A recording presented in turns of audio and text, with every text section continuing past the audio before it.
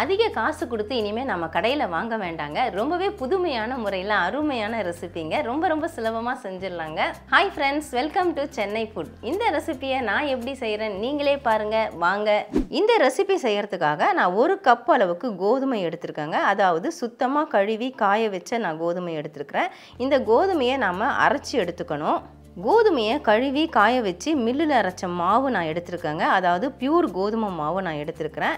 இந்த மாதிரியும் நீங்கள் பயன்படுத்திக்கலாம். அப்படி இல்லைனா கடையில் கிடைக்கக்கூடிய கோதுமை மாவு கூட நீங்கள் பயன்படுத்திக்கலாம்.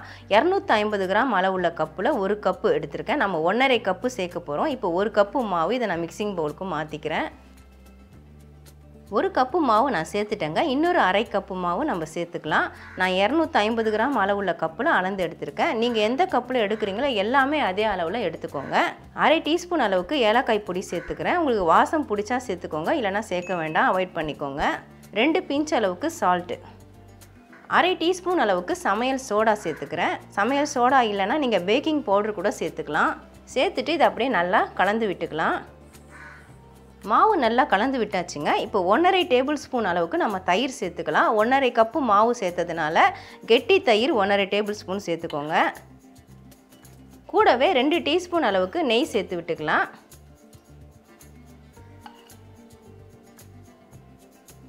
மறுபடியும் நல்லா கலந்து விட்டுக்கோங்க. இந்த தயிர் நெய் எல்லாமே மாவில் முழுவதும் மிக்ஸ் ஆகணும். நாம் சேர்த்த தயிர் நெய் எல்லாத்தையுமே பாருங்கள் மாவோடு சேர்த்து மிக்ஸ் பண்ணதுக்கப்புறமா மாவு இப்படி தான் இருக்கும். இப்படி கையில் நம்ம பிடிச்சோம்னா அப்படியே பிடிக்கிறது நிற்கும், உதுத்து விட்டோம்னா அப்படியே உதிர்ந்து வரும். இந்த பதத்துக்கு நம்ம தயார் பண்ணிக்கணும். இப்போ கொஞ்சம் கொஞ்சமாக நம்ம தண்ணி சேர்த்துட்டு பிசைஞ்சிக்கலாம். தண்ணி இவ்வளோதான் கணக்கு இல்லைங்க. நம்ம சப்பாத்தி மாவு பதத்துக்கு கொஞ்சம் லூஸாக பிசையணும், அவ்வளோதான். மாவு இந்த பதத்துக்கு நல்லா சாஃப்டாக பிசைஞ்சு எடுத்துக்கோங்க. கொஞ்சம் பிசு பிசுன்னு ஒட்டுற மாதிரி இருக்கும். மாவு காஞ்சி போகாமல் இருக்க நம்ம கொஞ்சமாக மேலே நெய் அப்ளை பண்ணிக்கலாம். நெய் வேண்டானா நீங்கள் எண்ணெய் அப்ளை பண்ணிக்கோங்க. ஆனால் நெய் சேர்க்குறது டேஸ்ட்டு நல்லாயிருக்கும். நெய் அப்ளை பண்ணிவிட்டு இந்த மாதிரி ஒரு பரட்டி விட்டுடுங்க. இந்த மாவு 1/2 மணி நேரம் ஊறணும். நம்ம மூடி போட்டு விட்டுடலாம். ஸ்டவ்வில் நான் பேன் வச்சுருக்கேங்க. இன்னும் நான் ஸ்டவ் ஆன் பண்ணலை. 1.5 கப் அளவுக்கு நம்ம சர்க்கரை சேர்த்து விட்டுக்கலாம். நம்ம 1.5 கப்பு மாவு எடுத்தோம், அதனால் 1.5 கப்பு சர்க்கரை. எந்த கப்பில் மாவு எடுக்கிறீங்களோ அதே கப்பில் 1.5 கப்பு எடுத்துக்கோங்க. 1 கப்பு சேர்த்துட்டேன். இப்போ 1/2 கப்பு சேர்த்துக்கிறேன். எந்த கப்பில் நம்ம சர்க்கரை சேர்த்தோமோ அதே கப்பில் 1.5 கப்பு தண்ணி சேர்த்துக்கலாம்.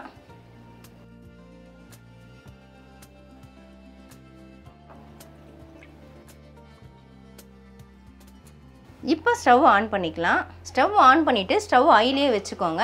சர்க்கரை அப்படியே கலந்து விட்டுட்டே இருங்க. நமக்கு பாகுபதம்லாம் தேவையில்லை. மாவு ஊறுறதுக்குள்ளே நம்ம இதை ரெடி பண்ணி வச்சுக்கலாம்.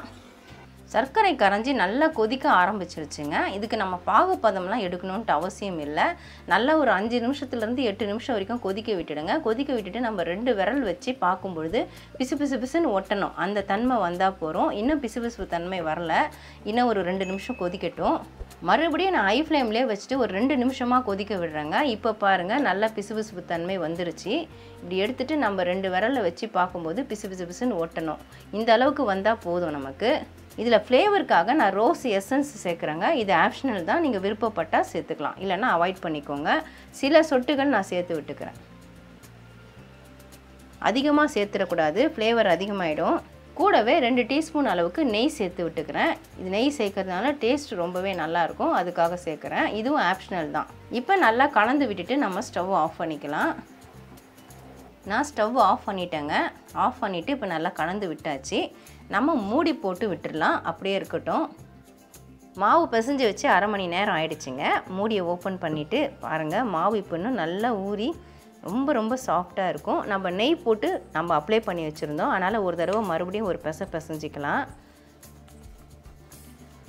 இந்த மாதிரி பிசைஞ்சிட்டு மாவு அப்படி பிரித்து பார்க்கும்பொழுது பாருங்கள் இந்த மாதிரி நமக்கு வரணும் லேயர்ஸ். இந்த பதத்தில் நமக்கு வந்தால் தான் இந்த மாவு சரியான பதத்தில் நம்ம பிசைஞ்சிருக்கோம் அப்படின்றது அர்த்தம். இப்படி இழுத்திங்கன்னா இந்த மாதிரி வரணும். இப்போ மறுபடியும் ஒரு ரோல் பண்ணிவிட்டு நம்ம சின்ன உருண்டைகளாக உருட்டி எடுத்துக்கலாம்.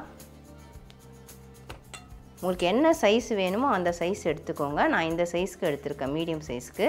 இதை அப்படியே வெடிப்பு இல்லாமல் நல்லா அப்படியே உருட்டிக்கோங்க. நல்லா அழுத்தம் கொடுத்து உருட்டுங்க, அப்போ தான் வெடிப்பு இருக்காது. இந்த மாதிரி உருட்டிட்டு அப்படியே லைட்டாக ஒரு ப்ரெஸ்ஸிங் கொடுத்துட்டு நடுவில் ஒரு அழுத்தம் கொடுத்துருங்க. கையில் ஒட்டுற மாதிரி இருந்தால் லைட்டாக நெய் தடவிட்டு அப்படியே ஒரு அழுத்திடுங்க.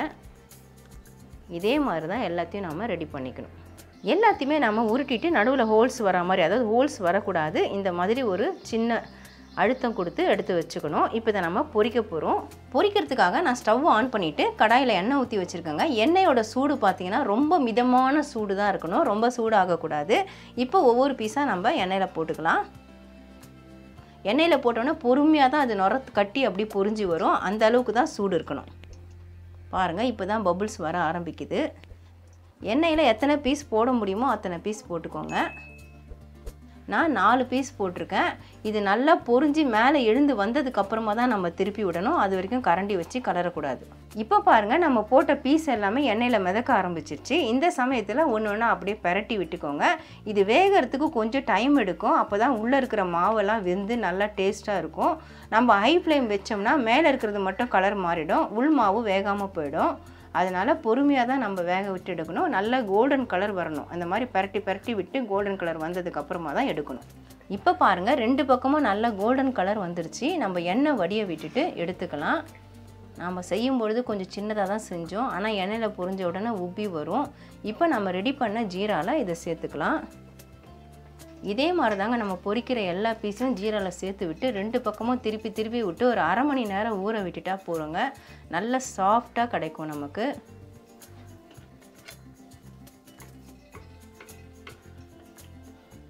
அவ்வளவுதான். இதே மாதிரி எல்லா பீஸையும் பொரிச்சிட்டு ஜீராவில் ஊற விட்டுட்டு நான் உங்களுக்கு காட்டுறேன். அவ்வளவுதான் ஃப்ரெண்ட்ஸ், 1.5 கப்பு கோதுமை மாவை வச்சு நம்ம அருமையான பாதுஷா ரெடி பண்ணிட்டோம். பேக்கரியிலலாம் பார்த்தீங்கன்னா மைதா மாவு பயன்படுத்தி தான் பாதுஷா ரெடி பண்ணுவாங்க. மைதா மாவு ஆரோக்கியம் இல்லைன்றது உங்களுக்கே தெரியும். நம்ம வந்து ரொம்பவே சுத்தமான கோதுமை மாவை வச்சு நம்ம பாதுஷா ரெடி பண்ணியிருக்கோம். இது ரொம்பவே ஆரோக்கியமானதுன்னு சொல்லலாம். நீங்கள் எப்படி ஸ்வீட்டு ஆரோக்கியம்னு கேட்பீங்க. வேணால் ஒயிட் சுகருக்கு பதில் நீங்கள் நாட்டு சர்க்கரை சேர்த்துக்கலாம், ஆனால் நிறமும் மாறும், டேஸ்ட்டும் மாறும். இப்போ நான் எப்படி செஞ்சுருக்கேன்னு பாருங்கள். ரொம்ப சூப்பராக வந்திருக்கு ஒவ்வொரு பாதுஷாவுமே. நான் கிட்டத்தட்ட அரை மணி நேரம் நான் ஜீராவில் ஊற விட்டுருக்காங்க. பாருங்கள், லேசான சின்ன வெடிப்புகள் இருக்கும், அது ஊறினதுக்கு அப்புறமா வரும், இல்லை பொரியும் பொழுது கூட லேசாக வரும். அது ஒன்றுமே பிரச்சனை இல்லைங்க. இது நீங்கள் அரை மணி நேரம் தான் ஊற விடணுன்ட்டு இல்லை, ஒரு நாள் முழுக்க கூட நீங்கள் ஊற விட்டுட்டு அதுக்கப்புறம் எடுத்து சாப்பிட்டிங்கன்னா அவ்வளோ ஜூஸியாக டேஸ்ட்டாக இருக்கும். அதுவும் கோதுமை மாவில் செஞ்சதுனால அதோட டேஸ்ட்டே தனிங்க, ரொம்ப டேஸ்ட்டாக இருக்கும். கண்டிப்பாக நீங்களும் ட்ரை பண்ணி பார்க்கலாம். இப்போ நான் இதில் ஒரு பீஸ் எடுத்து உங்களுக்கு புட்டு காட்டுறேன். பாருங்கள், ஸ்பூன் வச்சு தான் நான் கட் பண்ண போகிறேன். இன்னும் கொஞ்சம் கூட நல்லா ஊறணும், அதனால் கொஞ்சம் அப்படி இருக்குது. ஆனாலும் ஜீரா பாருங்கள் எப்படி வெளியே வருதுன்ட்டு. பாருங்கள், ஜீரா எப்படி ஊறி இருக்குதுன்னு உங்களுக்கு பார்க்கும்போதே தெரியும். நான் சொன்ன மாதிரி ஒரு நாள் முழுக்க ஊற வச்சு சாப்பிட்டிங்கன்னா அருமையாக இருக்குங்க. நீங்களும் கண்டிப்பாக ட்ரை பண்ணி பார்க்கலாம். இப்போ டேஸ்ட் எப்படி இருக்குன்னு பார்த்துடலாமா? நான் சின்ன துண்டை கட் பண்ணிக்கிறேன்.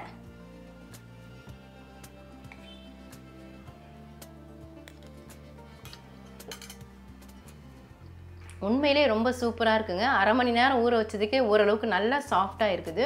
இன்னும் 1 டே ஊற வச்சோன்னா இந்த ஜீரா மொத்தத்தையும் உறிஞ்சி இன்னும் நல்லா சாஃப்டாகிடும். டேஸ்ட்டும் அட்டகாசமாக இருக்கும். கண்டிப்பாக நீங்களும் ட்ரை பண்ணி பாருங்கள் ஃப்ரெண்ட்ஸ். ட்ரை பண்ணி பார்த்துட்டு எப்படி இருந்து எனக்கு கமெண்ட் பண்ணுங்கள். மறக்காமல் நம்ம சேனலை சப்ஸ்கிரைப் பண்ணிக்கோங்க, லைக் அண்ட் ஷேர் பண்ணுங்கள். இதோட இந்த வீடியோவை நான் முடிச்சுக்கிறேன். மறுபடியும் இன்னொரு வீடியோவில் உங்களை சந்திக்கிறேன். Bye guys. Bye.